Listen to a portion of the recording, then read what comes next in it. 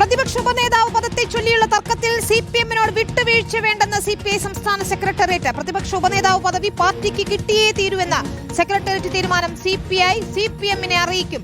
പ്രതിപക്ഷ ഉപനേതാവ് എന്ന കീഴ്വഴക്കം ഇല്ല എന്ന് സിപിഐ സംസ്ഥാന സെക്രട്ടറി ബിനോയ് വിശ്വം പറഞ്ഞു. കീഴ്വഴക്കങ്ങൾ മാറേണ്ടി വന്നാൽ മാറണമെന്നും ബിനോയ് വിശ്വം പറയുകയാണ്. സിപിഐ നിലപാടിൽ യാതൊരു മാറ്റവുമില്ല. ആ നിലപാട് ശരിയാണ്. ആ നിലപാട് LDFിൻ്റെ രാഷ്ട്രീയത്തിൻ്റെ ഭാഗമാണ്. ആ നിലപാട് LDFിൻ്റെ ഐക്യത്തിൻ്റെ ഭാഗമാണ്. ആ നിലപാട് രാഷ്ട്രീയ ഐക്യത്തിൻ്റെയും രാഷ്ട്രീയ മുന്നണിയുടെയും ഭാഗമാണ്. അതുകൊണ്ട് ആ നിലപാടിൽ മാറ്റം ഇല്ല. കീഴ്വഴക്കങ്ങളെല്ലാം മാറേണ്ടി വന്നാൽ മാറുമല്ലോ.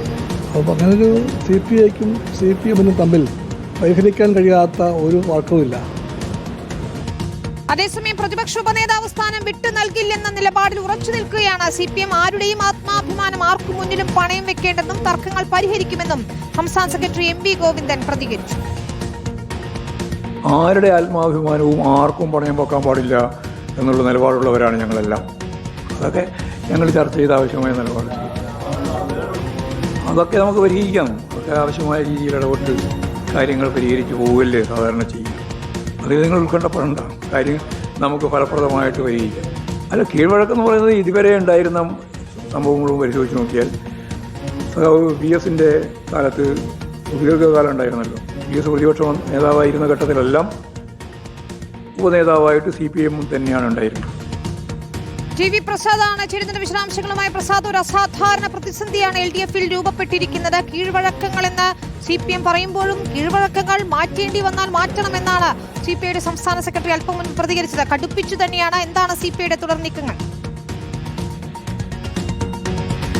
വിനീത, വിട്ടുവീഴ്ചയ്ക്കില്ല എന്ന നിലപാട് തന്നെയാണ് CPI സ്വീകരിക്കുന്നത്. അല്പസമയം മുമ്പാണ് CPIയുടെ സംസ്ഥാന സെക്രട്ടേറിയറ്റ് യോഗം ചേർന്ന് നമുക്കറിയാവുന്നതുപോലെ പ്രതിപക്ഷ ഉപനേതാവ് പദവി ഇത്തവണ CPIക്ക് വേണം എന്ന നിലപാട് പാർട്ടി നേരത്തെ എടുത്തിരുന്നു. ആ നിലപാട് CPIMനെ അറിയിക്കുകയും ചെയ്തു. പക്ഷേ CPIM അത് വിട്ടു നൽകാൻ തയ്യാറാകുന്നില്ല എന്നുള്ളതാണ്. CPIM പറയുന്നത് അതൊരു കീഴ്വഴക്കമാണ്. നേരത്തെ മുതൽ തന്നെ എല്ലാവർക്കും അറിയാവുന്ന കാര്യമാണ്. പ്രതിപക്ഷ നേതാവും ഉപനേതാവും പ്രതിപക്ഷത്തായിരുന്നപ്പോൾ CPIM ആണ് വഹിച്ചിരുന്നത്. അതുകൊണ്ട് ആ കീഴ്വഴക്കം മാറ്റാൻ കഴിയില്ല എന്നായിരുന്നു CPIM നേരത്തെ തീരുമാനമെടുത്തിരുന്ന. അതിന്റെ അടിസ്ഥാനത്തിൽ CPI നേതാക്കൾ ചർച്ച ചെയ്തു.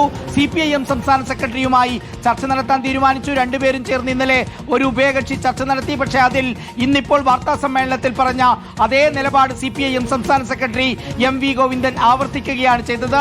അതായത് CPIMന് പ്രതിപക്ഷ ഉപനേതാവ് പദവി വിട്ടുകൊടുത്തുകൊണ്ടുള്ള ഒരു ചർച്ചയ്ക്കും തയ്യാറല്ല.